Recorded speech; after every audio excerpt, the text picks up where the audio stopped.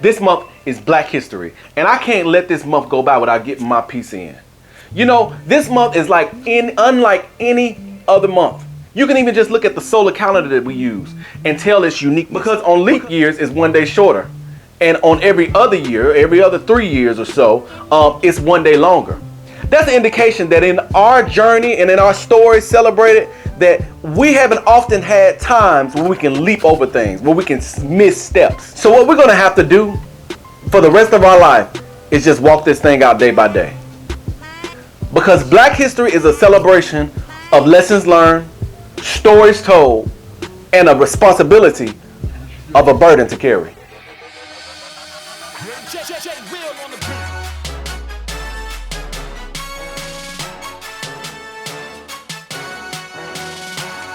Well, let me tell you a lesson learned. What I have learned about Black History is that it is not just an event. A lot of times it's celebrated as an event, but it is a pool, it is a sea, it is an ocean with waves, as one of my mentors has said. And it takes the environment to be right, the temperature to be right, the wind to be right, for a wave of Black history to come through.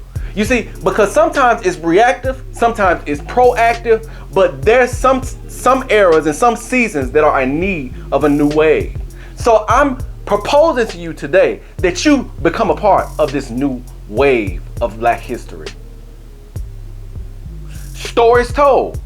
You know, I lost a little piece of my Black history on this month, and it was rather hard for me to get on and do Thirsty Thursday, but I have to tell a story.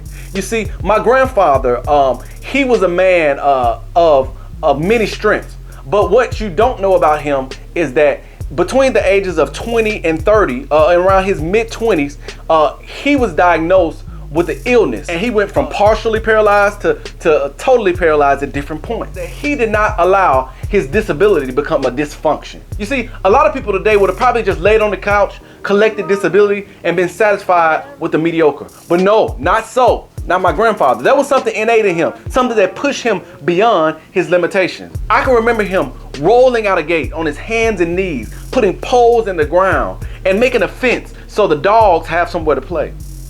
If I were to tell a story about my grandfather, I can remember him going under the house, partly crippled, just on his arms, and just kind of scooting and fixing plumbing under the house.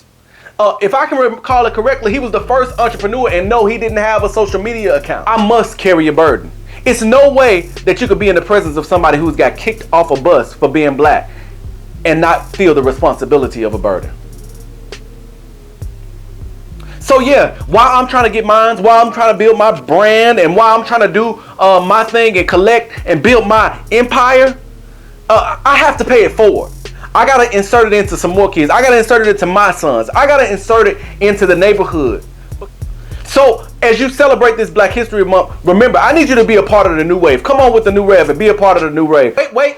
I only got a couple more episodes left, so if you have not got on board yet, I need you to do that. I need you to do that now.